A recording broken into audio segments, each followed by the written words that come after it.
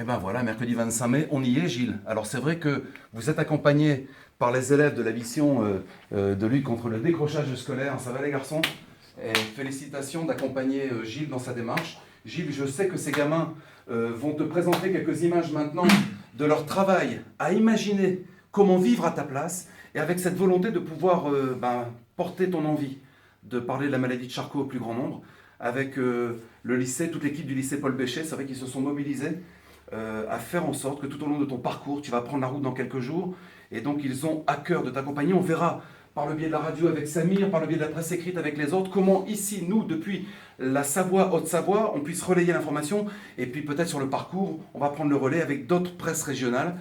Mais en tous les cas, là ce soir, il te présente quelques images du travail et de l'investissement. S'imaginer à ta place, comment t'accompagner, c'est tout le but de cette petite vidéo. Et les gars, chapeau, bravo pour Gilles. On y va, Gilles, on est tous avec toi. Ouais.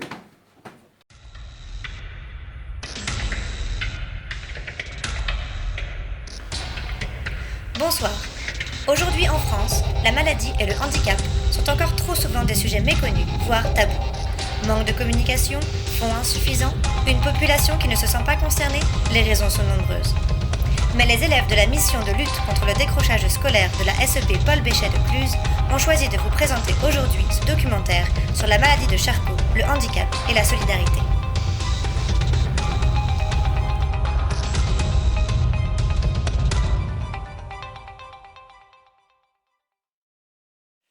Quel moyen de transport peut-on utiliser pour faire le trajet Sallanches-Paris?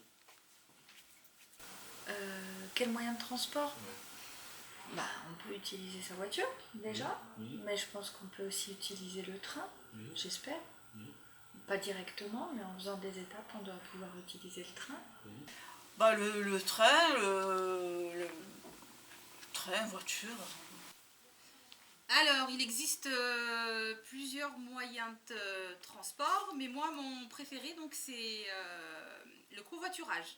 On peut prendre le train, on peut prendre le bus, prendre sa voiture, du covoiturage. Combien de temps cela peut prendre? J'ai pas d'idée. 6 heures? Oui, ça doit faire à peu près, ça doit faire 7 heures. Je dirais en train par exemple, TER ça prend je dirais 5 heures, TER TGV, et en voiture je dirais 6-7 heures. Paris-Sallanches. Alors, Paris-Sallanches, allez, moi je dirais bien 5-6 heures, à peu près. Savez-vous pourquoi nous vous posons cette question? Non, pas du tout. Non, je pense que vous faites peut-être une étude ou je sais pas. Peut-être aller visiter Paris et vous essayez de voir les différents moyens de transport. Pas du tout. Non, pas du tout. Car nous soutenons le projet de Gilles Aubard qui va faire ce trajet en fauteuil roulant électrique pour faire parler de sa maladie, la maladie de Charcot au SLA. Il va faire ce trajet.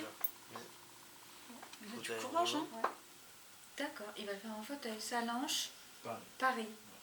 Uniquement, d'accord. Ah bah c'est une super action. Connaissez-vous cette maladie? Non, pas du tout. J'en ai entendu parler. Non, du tout, j'ai juste vu le monsieur qui est venu vous rendre visite, je l'ai accompagné. Je suis montée avec lui dans l'ascenseur. D'ailleurs, il m'a fait découvrir que les miroirs qu'il y avait au fond des ascenseurs, c'était pas pour se regarder dedans et se refaire le chignon avant son rendez-vous. C'était pour que les personnes en fauteuil roulant puissent reculer en voyant derrière elles. Il m'a fait découvrir ça ce jour-là. Donc rien que pour ça, j'avais gagné ma journée déjà. Je connaissais de nom, maladie de Charcot, ça me parle, j'ai déjà entendu. Par contre, je ne saurais pas vous dire exactement ce que c'est. La maladie de Charcot est une maladie dégénérative du système moteur neurologique. Dans cette maladie, les neurones moteurs sont détruits, ce qui paralyse le patient petit à petit. Savez-vous combien de personnes sont touchées par cette maladie? Peu, à mon avis. Peu. À mon avis, hein. Je citerai pas ça comme maladie orpheline, mais c'est quand même une maladie qui n'est pas très répandue. Non, je l'ignore complètement. Je sais même pas ce qu'elle déclenche malheureusement cette maladie. J'ai croisé ce monsieur 10 minutes dans ma vie. On n'a pas eu le temps d'en parler beaucoup, mais j'aimerais bien en savoir plus. Ouais. Je suis incapable de dire combien de personnes ça concerne? Est-ce que ça touche plutôt des hommes que des femmes? Est-ce que ça touche des enfants, plutôt des adultes, plutôt des gens avancés dans l'âge? J'en sais rien, je connais rien. Non, pas du tout. Non, sincèrement, je sais pas du tout. En France, en moyenne 30 personnes par département qui sont touchées par cette maladie. À votre avis, les malades de Charcot ont-ils une grande espérance de vie? Malheureusement, j'imagine que non. Malheureusement. Ben, je pense pas également. Donc comme je connais pas du tout la maladie, je peux pas dire, mais je pense pas. Non, à mon avis, non, je crois pas. Je pense que c'est aussi, ils sont très fatigués parce que je pense que ça joue beaucoup sur les muscles, sur les nerfs, tout ça. Donc je pense que oui, à force, ils sont épuisés et je pense que du coup, ça joue sur l'espérance de vie. En moyenne, après les diagnostics, les malades des Charcot ont une espérance de vie de 2 ans, mais dans certains cas, ça peut être plus. Gilles a été diagnostiqué il y a 5 ans. Pensez-vous que c'est une maladie contagieuse? Non. Non, ça je pense pas. Non, je pense pas. Non, je pense pas. Je pense pas. J'ai pas moi eu de crainte à côtoyer ce monsieur ou quoi que ce soit. Donc non, je ne pense pas que ce soit contagieux. Non, cette maladie n'est pas contagieuse. D'ailleurs, les chercheurs ne savent toujours pas la cause de cette maladie. C'est pourquoi il faut continuer à sensibiliser les gens pour financer la recherche. Qui sont les plus touchés par cette maladie? Les fumeurs, les sportifs ou les personnes âgées? Alors là, bonne question. Logiquement, on devrait dire les fumeurs, mais c'est peut-être les sportifs, je sais pas. Je ne sais pas. J'aurais dit que c'est pas trop, il n'y a pas trop d'incidence, mais après, je l'avoue que je ne connais pas trop. J'aurais plus pensé que c'était soit génétique. J'en sais rien, je la connais pas la maladie. Alors comme je connais pas cette maladie, je peux pas te dire du tout. Tout le monde peut être touché par cette maladie. En moyenne, les grands sportifs sont les plus touchés. Connaissez-vous les symptômes et les conséquences de cette maladie? Non plus, je peux pas te répondre.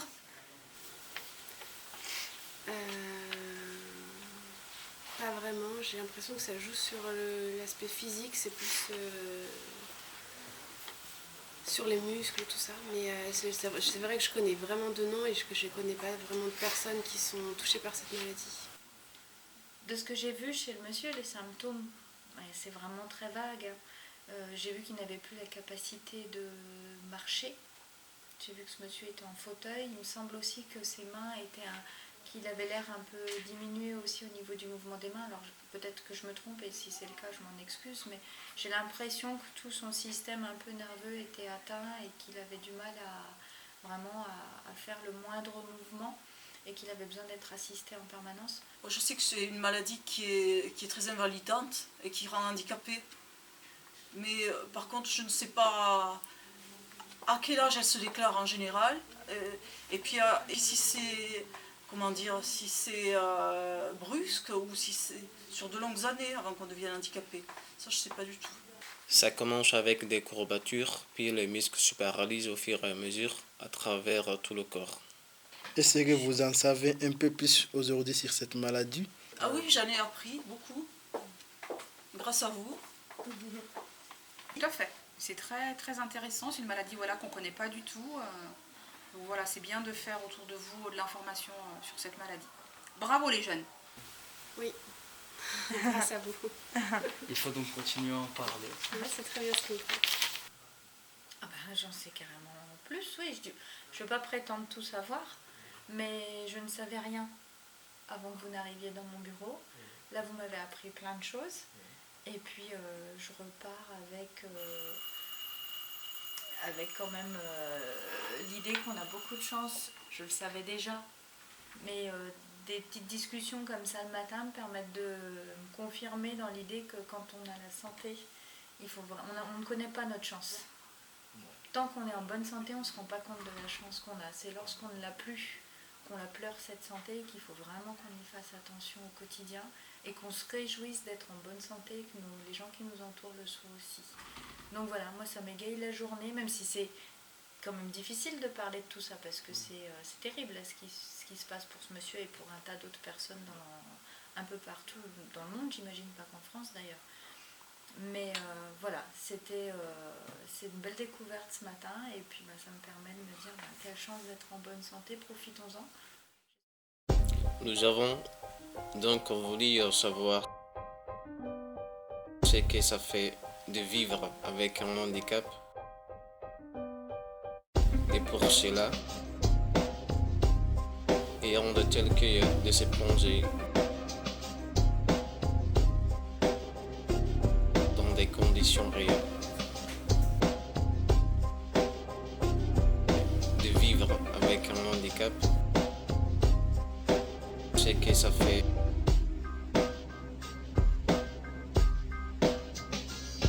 dans des conditions réelles. De vivre avec un handicap, c'est dur. Un handicap,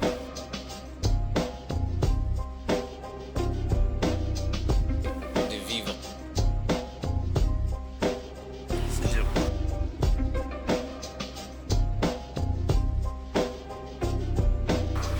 C'est dur.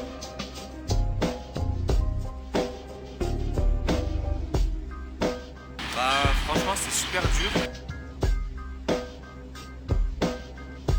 Un handicap, Déjà, c'est très physique au niveau des bras. c'est dur.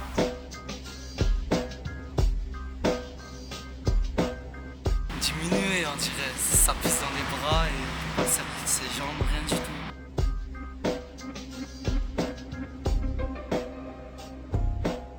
C'est dur.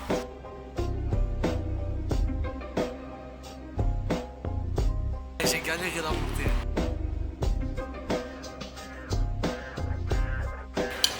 C'était très dur. La porte, c'était très dur.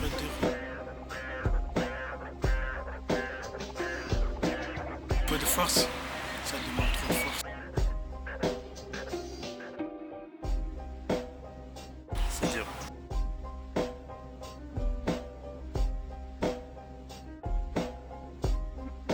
Le handicap nous touche tous, car si certains handicapent tous des personnes dès leur naissance, d'autres peuvent arriver suite à une maladie comme Gilles ou un accident. Personne n'est à l'abri. C'est pourquoi il faut informer la population, faire des dons pour la recherche et travailler pour que la vie soit plus facile pour les personnes handicapées.